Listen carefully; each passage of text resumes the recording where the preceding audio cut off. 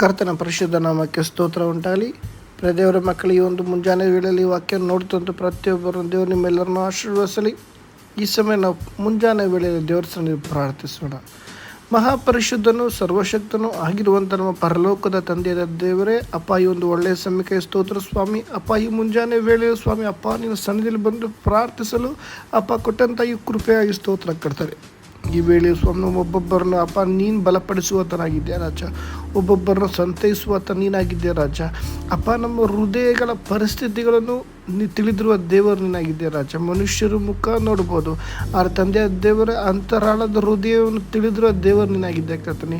ಈ ದಿನದ ಸ್ವಾಮಿ ಅನೇಕರು ಅನಾರೋಗ್ಯದಲ್ಲಿ, ವ್ಯಾಧಿಗಳಲ್ಲಿ ಅಪ್ಪ ಹೌದು ಸ್ವಾಮಿ, ಚಿಂತೆಗಳಲ್ಲಿ, ಬಾಧೆಗಳಲ್ಲಿ ಇರುವಾಗ ಅಪ್ಪ ನೀನು ಬಿಡಿಸುವಾತನಾಗಿದ್ದೆ ಕರ್ತನೆ. ದೇವರಾತ್ಮನ ಈ ಮುಂಜಾನೆ ವೇಳೆಯಲ್ಲಿ ಕರ್ತನೆ ನಿನ್ನ ಜೀವವುಳ್ಳ ವಾಕ್ಯ ಒಂದೊಂದು ಹೃದಯಗಳಲ್ಲಿ ಅಪ್ಪ ಬಲವಾದ ಕಾರ್ಯ ನಡೆಸಲ್ಬೆಂದು ಅಪ್ಪ ಈ ವೇಳೆಯಲ್ಲಿ ನನ್ನನ್ನೇ ನಿನ್ನ ಹಸ್ತಕ್ಕೊಪ್ಪಿಸಿ ಪ್ರಾರ್ಥಿಸ್ತಾ ಕರ್ತನೆ. ಈ ವೇಳೆ ಸ್ವಾಮಿ ಅಪ್ಪ ವಾಕ್ಯದ ಮುಖಾಂತರ ನೀನು ನಮ್ಮ ಸಂಗಡ ಮಾತಾಡೋ ರಾಜ, ವಾಕ್ಯಗಳ ಪದಗಳ ಗುಡಾರದ ತಿಳಿಯಪಡಿಸು ಸ್ವಾಮಿ. ಈ ಮುಂಜಾನೆ ವೇಳೆಯಲ್ಲಿ ಈ ವಾಕ್ಯವನ್ನು ನೋಡುತ್ತಿರುವಂಥ ಒಬ್ಬೊಬ್ಬರ ಜೀವಿತದಲ್ಲಿ ಅಪ್ಪ ನೀನು ಬಲವಾದ ಕಾರ್ಯ ನಡೆಸುವುದಕ್ಕಾಗಿ ಸ್ತೋತ್ರ ಕರ್ತನೆ. ಅದಕ್ಕಾಗಿ ಸಂಪೂರ್ಣವಾಗಿ ನನ್ನನ್ನೇ ನಿನ್ನ ಹಸ್ತಕ್ಕೊಪ್ಪಿಸಿ ಪ್ರಾರ್ಥಿಸ್ತಾ ಕರ್ತನೆ. ಮಾನಸಿಕವಾಗಿ ಮಾತಾಡದಂತೆ ದೇವರೇ ನೀನು ಹೌದು ಸ್ವಾಮಿ, ನೀನು ಆಳ್ವಿಕೆ ಮಾಡಿ ಆದಿಂದ ಅಂತ್ಯದವರೆಗೂ ನಿನ್ನ ಕೃಪೆಯಲ್ಲಿ ಮರೆಮಾಚಿ ನಡೆಸೆಂದು ನನ್ನನ್ನೇ ಸಂಪೂರ್ಣವಾಗಿ ತಗ್ಗಿಸಿ ಸಮರ್ಪಿಸಿ ಕೊಟ್ಟಿದ್ದೆ ರಾಜ. ನೀನು ಆಳ್ವಿಕೆ ಮಾಡೋದಕ್ಕಾಗಿ ಸ್ತೋತ್ರ, ನೀನು ನಡೆಸಿಕೊಡುವುದಕ್ಕಾಗಿ ಸ್ತೋತ್ರ, ನಿನ್ನ ನಾಮ ಮಯಪಡಿಸೋದಕ್ಕಾಗಿ ಸ್ತೋತ್ರ. ಯೇಸುವಿನ ಮೊದಲು ನಮ್ಮದು ಪ್ರಾರ್ಥಿಸ್ತೇನೆ ನನ್ನ ಪರಲೋಕ ತಂದೆ ದೇವರೇ, ಆಮೇನ್. ಸ್ತೋತ್ರ, ಆಮೇನ್. ದೇವರ ಮಕ್ಕಳೇ, ನೀವೆಲ್ಲರೂ ಹೇಗಿದ್ದೀರಾ? ಸಂತೋಷವಾಗಿದ್ದೀರಾ? ಈ ಮುಂಜಾನೆ ವೇಳೆ ನೀವೆಲ್ಲರೂ ಚೆನ್ನಾಗಿದ್ದೀರ ಅಂತ ನಾನು ಕರ್ತನಾಮದಲ್ಲಿ ಬಯಸ್ತೇನೆ.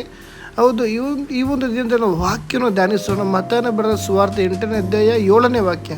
ನಾನು ನಿನ್ನನ್ನು ವಾಸಿ ಮಾಡುತ್ತೇನೆ. ಇಲ್ಲಿ ಮೇನ್ ಮ್ಯಾಟ್ರ್ ಏನಪ್ಪ ಅಂದರೆ ವಾಸಿ ಮಾಡುತ್ತೇನೆ ಅಂತ ದೇವರು ಹೇಳ್ತಾ ಇದ್ದಾರೆ. ಅನೇಕರು ಈ ದಿನದಲ್ಲಿ ಏನಾಗ್ತಿದೆ ಅಂದರೆ ಹಾಸ್ಪಿಟ್ಲಿಗೆ ತೋರಿಸಿ ಶರೀರದಲ್ಲಿ ವಾಸಿ ಆಗ್ತಾಯಿಲ್ಲ. ಅನೇಕರು ಅನ್ಕೊತಾರೆ ಏನಪ್ಪ ಇದಿಷ್ಟು ದುಡಿಯೋ ದುಡ್ಡೆಲ್ಲ ಹಾಸ್ಪಿಟ್ಲಿಗೆ ಹೋಗ್ತಾ ಇದೆ, ನಾನು ದುಡ್ಡು ಹಾಸ್ಪಿಟ್ಲಿಗೆ ತೋರಿಸಿ ನಮ್ಮ ಮನೆ ಪರಿಸ್ಥಿತಿಗಳು ಹೆಂಗೆ, ಬರೀ ಹಾಸ್ಪಿಟ್ಲಿಗೆ ಇಟ್ಟರೆ ನನ್ನ ಜೀವನ ಹೆಂಗೆ, ಈ ರೀತಿ ಅನೇಕ ಜನಗಳು ಗೋಳಾಡ್ತಾ ಇದ್ದಾರೆ. ಇನ್ನು ಕೆಲವು ಜನರು ಯೇಸು ಸ್ವಾಮಿ ನನ್ನ ಬಿಡುಗಡೆ ಕೊಡ್ತಾರೆ, ನಾನು ಹಾಸ್ಪಿಟ್ಲಿಗೆ ಹೋಗಲ್ಲ, ಎಲ್ಲಿ ಹೋಗಲ್ಲ, ಕೊಡ್ತಾರೆ ಅಂತ ನಂಬಿಕೆಯಿಂದ ಕಾದಿರೋರಿದ್ದಾರೆ. ಈ ಮುಂಜಾನೆ ವೇಳೆ ಪ್ರಿಯ ದೇವರ ಮಗುವೆ ಒಂದು ಸತ್ಯವೇದದಲ್ಲಿ ನೋಡುವಾಗ ರಕ್ತ ಕುಸುಮಿಸ್ರಿ ಅನೇಕ ಹಾಸ್ಪಿಟ್ಲಿಗೆ ಹೋದ್ಲು, ಎಲ್ಲೋದ್ರು ಏನು ಸಹ ರೆಡಿ ಆಗಿಲ್ಲ. ಆದರೆ ಯೇಸುಸ್ವಾಮಿ ಹೋಗುವಾಗ ಮಾರ್ಗದಲ್ಲಿ ಯೇಸುಸ್ವಾಮಿ ಬಟ್ಟೆ ಮುಟ್ಟಿದ್ರೆ ನನಗೆ ವಾಸಿ ಆಗುತ್ತೇನೋ ಅಂತ ಒಂದು ನಂಬಿಕೆ, ಹೋಗುವಂಥ ಮಾರ್ಗದಲ್ಲಿ ಅದು ನೂಕು ಇರುವಂಥ ಜನಗಳ ಮಧ್ಯದಲ್ಲಿ ಯೇಸುಸ್ವಾಮಿ ಬಟ್ಟೆ ತುಂಡು ಸ್ವಲ್ಪ ಹಿಂಗೆ ಟಚ್ ಮಾಡ್ತದಂಗೆ ಕ್ಷಣದಲ್ಲಿ ವಾಸಿಯಾಗಿದೆ. ಅದು ಅವಳ ನಂಬಿಕೆ. ಯೇಸುಸ್ವಾಮಿ ಯಾರಿದು ಇಷ್ಟು ಜನಗಳ ಮಧ್ಯದಲ್ಲಿ ಯಾರು ನನ್ನ ಟಚ್ ಮಾಡೋ ಅಂತ ಹೇಳಿದಾಗ ಆ ಶಿಷ್ಯರು ಹೇಳ್ತಾರೆ, ಯೇಸು ಏನಿದು ಇಷ್ಟೊಂದು ಜನಗಳ ಮಧ್ಯದಲ್ಲಿ ನುಗ್ಗಲು ಇದು ಕಾಮನು ಸಹಜ ಅಂತಾಗ ನೋ, ನನ್ನಿಂದ ಒಂದು ಶಕ್ತಿ ಹೊರಡಿದೆ ಅಂತ ಯೇಸುಸ್ವಾಮಿ ಹೇಳಿ ನಿಂತಾಗ ಆವಾಗ ಒಂದು ಸ್ತ್ರೀ ಮುಂದೆ ಬರ್ತಾಳೆ. ಆವಾಗ ಅವಳು ನೀನು ನಂಬಿದಂತೆ ನಿನಗಾಗಿಲ್ಲ ಅಂತೇಳಿ ದೇವರು ಅವಳ ಶರೀರದಲ್ಲಿರುವಂತೆಲ್ಲ ರಕ್ತ ಕುಸುಮ ಸ್ತ್ರೀಯನ್ನು ಆ ಬಟ್ಟೆ ಯೇಸುಸ್ವಾಮಿ ಬಟ್ಟೆ ಮುಟ್ಟುವಾಗಲೇ ವಾಸಿಯಾಗಿದೆ. ಆಮೇನ್. ದೇವರ ಮಗುವೆ, ರಕ್ತ ಕುಸುಮೆ ಸ್ತ್ರೀಗೆ ವಾಸಿ ಮಾಡಿದ ದೇವರು ಈ ಮುಂಜಾನೆ ವೇಳೆಯಲ್ಲಿ ನಿಮಗೂ ವಾಸಿ ಮಾಡಿದ ದೇವರು ಸಿದ್ಧರಾಗಿದ್ದಾರೆ. 18 ವರ್ಷದಿಂದ ಕಟ್ಟಲ್ಪಟ್ಟ ಗುಣಶ್ರೀ ಸಭೆಯಲ್ಲಿ ಆಲಯದಲ್ಲಿ ಯೇಸುಸ್ವಾಮಿ ಇರುವಾಗ ಯೇಸುಸ್ವಾಮಿ ಮುಟ್ಟುವಾಗ ಒಂದೇ ಒಂದು ಮಾತು, ಅಮ್ಮ ನಿಮಗೆ ವಾಸಿಯಾಗಿದೆ. ಎಸ್, ಆ ರಕ್ತ ಕುಸುಮೆ ಸ್ತ್ರೀ ಮಾತ್ರವಲ್ಲದೆ ಗುಣಸ್ತ್ರೀನ ವಾಸಿ ಮಾಡಿದ ದೇವರು ಈ ಮುಂಜಾನೆ ವೇಳೆ ನಿನಗೂ ಸಹ ಅದ್ಭುತ ಮಾಡಲು ಸಿದ್ಧವಾಗಿದ್ದಾರೆ. ನೀನು ನಂಬ್ತೀರಾ? ನಂಬುವುದಾದರೆ ದೇವರು ನಿನ್ನ ಜೀವಿತದಲ್ಲಿ ಬಲವಾದ ಕಾರ್ಯ ಮಾಡ್ತಾರೆ. ಮಾತ್ರವಲ್ಲದೆ ಇನ್ನೂ ಒಂದು ವಿಷಯ ನೋಡ್ಬೋದು. ಒಬ್ಬ ಯೇಸುಸ್ವಾಮಿ ಮಾರ್ಗದಲ್ಲಿ ಹೋಗುವಾಗ ಬರ್ತಲೋಮಿ ಅನ್ನೋ ಒಬ್ಬ ಕುರುಡನಿರ್ತಾನೆ. ಅವನಿಗೆ ಕಣ್ಣೇ ಕಾಣೋದಿಲ್ಲ.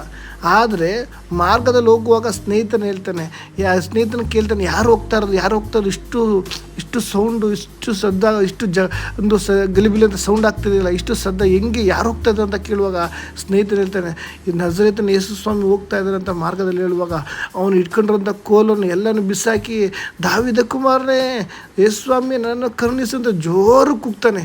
ಆವಾಗ ಯೇಸುಸ್ವಾಮಿ ಅವನು ನನ್ನ ಬಳಿಯ ಕರತನ್ನಿ ಅಂತ ಕೇಳ್ತಾರೆ. ಆವಾಗ ಯೇಸುಸ್ವಾಮಿಗೆ ಗೊತ್ತು ಅವನು ಕುರುಡ ಅಂತ, ಕಣ್ಣು ಕಾಣಲ್ಲ ಅಂತ ಯೇಸುಸ್ವಾಮಿಗೆ ಗೊತ್ತು. ಆದರೆ ಯೇಸುಸ್ವಾಮಿ ಅಲ್ಲಿ ಒಂದು ವಿಷಯ ಕೇಳ್ತಾರೆ, ನಾನೇನು ಮಾಡಲಿ ನಿನಗೆ? ಏನಕ್ಕಂದರೆ ತನ್ನ ಮಕ್ಕಳ ಹತ್ರ ಯೇಸುಸ್ವಾಮಿ ದೇವರು ಏನು ಮಾಡಬೇಕು ಮಾತಾಡಲು ಇಷ್ಟಪಡ್ತಾರೆ. ಎಷ್ಟೋ ಜನರು ನಿಮಗಿರುವಂಥ ಪರಿಸ್ಥಿತಿಗಳನ್ನ ದೇವ್ರ ಹತ್ರ ಹೇಳ್ಕೊಳಲ್ಲ. ಹೋಗಿ ಅಕ್ಕಪಕ್ಕ ಜನಗಳ ಹತ್ರ, ಸ್ನೇಹಿತರ ಹತ್ರ, ಒಡ ಹುಟ್ಟಿದವ್ರ ಹತ್ರ ಮಾತಾಡೋದು, ಬಂಧು ಮಿತ್ರರ ಹತ್ರ ಎಲ್ಲ ಥರ ನಿಮ್ಮ ಕಷ್ಟಗಳು ಹಂಚ್ಕೋತೀರ. ಮೊದಲು ದೇವರ ಬಳಿ ಹಂಚ್ಕೊಳ್ಳಿ. ಯಾಕಂದರೆ ದೇವ್ರ ವಾಕ್ಯತೆ, ನಿನ್ನ ಚಿಂತಾಭಾರವೆಲ್ಲ ನನ್ನ ಮೇಲೆ ಹಾಕೋ, ನಾನು ನಿನಗೋಸ್ಕರ ಚಿಂತಿಸುತ್ತೀನಿ ಅಂತ. ಈ ದಿನದಲ್ಲಿ ನಿನ್ನ ಪರಿಸ್ಥಿತಿ ಏನಿರ್ಬೋದು, ನಿನ್ನ ಪರಿಸ್ಥಿತಿನ ಮೊದಲು ದೇವರ ಮುಂದೆ ನೀನು ಹಂಚಿಕೋ. ಅಲ್ಲಿ ಹುಟ್ಟು ಕುರುಡನಾಗಿರುವನು ಯೇಸು ಮುಂದೆ ಬರುವಾಗ ನನ್ನನ್ನು ನೋಡುವಂತೆ ಮಾಡೋ ಕರ್ತನೆ. ಯಾಕಂದರೆ ಯೇಸುಸ್ವಾಮಿ ಗೊತ್ತಾನೆ ಕುರುಡ ಅಂತ. ಅದಕ್ಕೆ ಗೊತ್ತಿದ್ರು ಸಹ ಯಾಕಾಗಿ ನಾನೇನು ಮಾಡಲಿ ನಿನಗೆ ಅಂತ ಕೇಳಿದ್ರು. ಯಾಕಂದರೆ ಅವನ ಬಾಯಲ್ಲಿ ಏನು ಬರುತ್ತೆ ಅಂತ ದೇವರು ಕೇಳಲು ಇಷ್ಟಪಟ್ಟರು. ಅದೇ ಪರಿಸ್ಥಿತಿಗಳು, ನಿನ್ನ ಪರಿಸ್ಥಿತಿ ಏನೋ ದೇವ್ರಿಗೆ ಗೊತ್ತು. ಆದರೆ ಆ ಪರಿಸ್ಥಿತಿಗಳ ಮಧ್ಯದಲ್ಲಿ ನೀನು ದೇವ್ರನ್ನ ನೋಡ್ತೀಯೋ ಇಲ್ಲೋ ಅಂತ ದೇವ್ರು ನೋಡ್ತಾ ಇದ್ದಾರೆ. ಅದಕ್ಕಾಗಿ ನಿನ್ನ ಪರಿಸ್ಥಿತಿಗಳು ಏನೇ ಇರ್ಬೋದು, ಅನಾರೋಗ್ಯ ಇರ್ಬೋದು, ವೇದನೆ ಇರ್ಬೋದು, ದುಃಖ ಇರ್ಬೋದು, ಕುಟುಂಬದಲ್ಲಿ ಗಲಿಬಿಲಿ ಇರ್ಬೋದು, ಸಮಾಧಾನ ಇಲ್ಲದೇ ಇರ್ಬೋದು ನಿನ್ನ ಜೀವಿತದಲ್ಲಿ. ಆದರೆ ಈ ಮುಂಜಾನೆ ವೇಳೆಯಲ್ಲಿ ನಿನ್ನ ಬಾಯಿಂದ ದೇವರನ್ನ ಕೂಗುವುದೇ ಆದರೆ ನಾನು ನಿನ್ನನ್ನು ವಾಸಿ ಮಾಡುತ್ತೇನೆ ಅಂತ ಹೇಳ್ತಾ ಇದ್ದಾರೆ. ಹಲ್ಲೆಲೂಯಾ, ಸ್ತೋತ್ರ. ಹುಟ್ಟು ಕುರುಡನಾಗಿರುವವನಿಗೆ ದೇವರು ಕ್ಷಣದಲ್ಲಿ ಹೌದು ನೀನು ನಂಬಿದತೆ ನಿನಗಾಗಲಿ ಅಂತೇಳಿ ಅವನ ಮುಟ್ಟುವಾಗಲಿ ವಾಸಿ ಮಾಡಿದರೆ. ದೇವರ ಮಗುವೆ, ಈಗ ಸತ್ಯವೇದದಲ್ಲಿ ನೋಡುವಾಗ ಅನೇಕ ದೇವರು ಕಾರ್ಯಗಳು ಮಾಡಿದ್ದಾರೆ. ಹುಟ್ಟು ಕುಂಟನು ದೇವಾಲಯ ಬಾಗಿಲು ಹೋಗುವಾಗ ಪೇತ್ರನು, ಯೋಹಾನ ಶಿಷ್ಯರು ಒಂದೇ ಹೇಳೋದು, ನನ್ನ ಬಳಿ ಏನೂ ಇಲ್ಲ, ಯೇಸುವಿನ ನಾಮದಲ್ಲಿ ಎದ್ದು ನಡೆದಾಡು ಅಂತ ಹೇಳುವಾಗ ಕ್ಷಣದಲ್ಲೇ ಅವನೇನು ಮಾಡ್ದ, ಹುಟ್ಟು ಕುಂಟಾಗಿರ್ತಾನೆ, ಕಾಲೇ ಇರಲ್ಲ. ಯೇಸುವಿನ ನಾಮದಲ್ಲಿ ಅಂತ ಹೇಳುವಾಗ ಅಲ್ಲಿ ಅವನು ಎದ್ದು ಓಡಾಡಿದ್ದಾನೆ. ಅಲ್ಲಿ ಪೇತ್ರನ ಹೇಳ್ತಾನೆ, ನನ್ನ ಬಳಿ ನಿನಗೆ ಕೊಡಲು ಅವನು ಭಿಕ್ಷೆ ಬೇಡ್ತಾ ಇರ್ತಾನೆ ದೇವಾಲಯದ ಬಾಗಿಲಲ್ಲಿ. ಆ ಪೇತ್ರನ ಹೋಗುವಾಗ ಅವನು ದೃಷ್ಟಿಸಿ ನೋಡ್ತಾನೆ.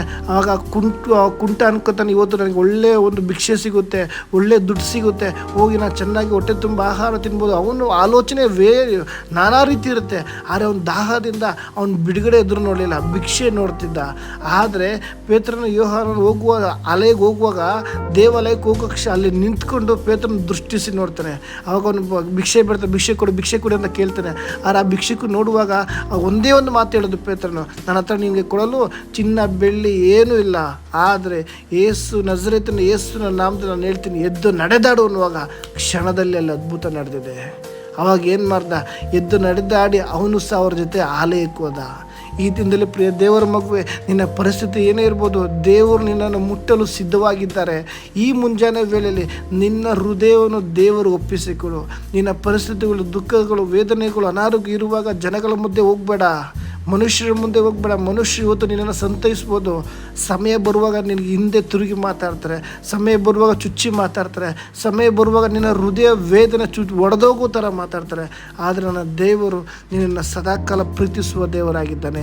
ಒಂದು ಪಕ್ಷ ನೀನು ಮರೆತು ಸಹ ನನ್ನ ತಂದೆಯ ದೇವರು ನಿನ್ನನ್ನು ಮರೆಯೋದಿಲ್ಲ. ಅದಕ್ಕಾಗಿ ದೇವರು ಇಲ್ಲಿ ಮತ್ತಾಯ ಬರೆದ ಸುವಾರ್ತೆಯಲ್ಲಿ 8ನೇ ಅಧ್ಯಾಯ 7ನೇ ವಾಕ್ಯ, ನಿನ್ನನ್ನು ವಾಸಿ ಮಾಡುತ್ತೇನೆ. ಈ ಒಂದು ವಾಸಿ ಮಾಡ್ತೇನೆ ಅಂತ ಹೇಳ್ತುವಂಥ ಮಾತು ಎಷ್ಟು ಸ್ಪಷ್ಟ. ಈ ಲೋಕದಲ್ಲಿ ವೈದ್ಯರು, ಡಾಕ್ಟ್ರುಗಳು ಎಲ್ಲ ನೋಡುವುದಾದರೆ ವಾಸಿ ಮಾಡ್ತೇನೆ ಅಂತ ಆಶ್ವಾಸನೆ ಕೊಡ್ತಾರೆ ಹೊರತು ಹಾಗೆ ಆಗುತ್ತೆ ಅಂತ ಹೇಳಲ್ಲ. ಆದರೆ ನನ್ನ ತಂದೆ ದೇವರು ವಾಸಿ ಮಾಡೇ ಮಾಡ್ತೀನಿ ಅಂತ ಹೇಳ್ತಿರೋದೆ. ಈ ದಿನದಲ್ಲಿ ದೇವರ ಮಗುವೆ, ರಕ್ತ ಕುಸುಮಿಗೆ ಬಿಡುಗಡೆ ಕೊಟ್ಟ ದೇವರು, ಗೂನುಶ್ರೀಗೆ ಬಿಡುಗಡೆ ಕೊಟ್ಟ ದೇವರು, ಭರತಲೋಮಿಗೆ ಬಿಡುಗಡೆ ಕೊಟ್ಟ ದೇವರು, ಹುಟ್ಟು ಕುಂಟನಿಗೆ ಬಿಡುಗಡೆ ಕೊಟ್ಟ ದೇವರು, ಹೀಗೆ ಸತ್ಯವೇದದಲ್ಲಿ ನೋಡುವಾಗ ಅನೇಕ ದೇವರು ಮಾತುಕಾರ ಮಾಡಿದ್ದಾರೆ. ಅವರೆಲ್ಲರಿಗೂ ಬಿಡುಗಡೆ ಕೊಟ್ಟ ದೇವರು ಈ ಮುಂಜಾನೆ ವೇಳೆ ನಿನ್ನ ಜೀವಿತದಲ್ಲೂ ಸಹ ಆತನ ಬಿಡುಗಡೆ ಕೊಡಲು ಸಿದ್ಧವಾಗಿದ್ದಾನೆ. ಆದರೆ ನೀನು ನಂಬಬೇಕು. ನೀನು ನಂಬಿ ನಿನ್ನ ಜೀವಿತ ಆತನಿಗೆ ಒಪ್ಪಿಸಿಕೊಡು. ಆವಾಗ ನಿನ್ನ ಜೀವಿತ ನಾನು ವಾಸಿ ಮಾಡುತ್ತೇನೆ. ಈ ಒಂದು ವಾಕ್ಯದ ಮುಖಾಂತರ ದೇವರು ನಿಮ್ಮೆಲ್ಲರನ್ನು ಆಶೀರ್ವದಿಸಲಿ. ಆಮೇನ್.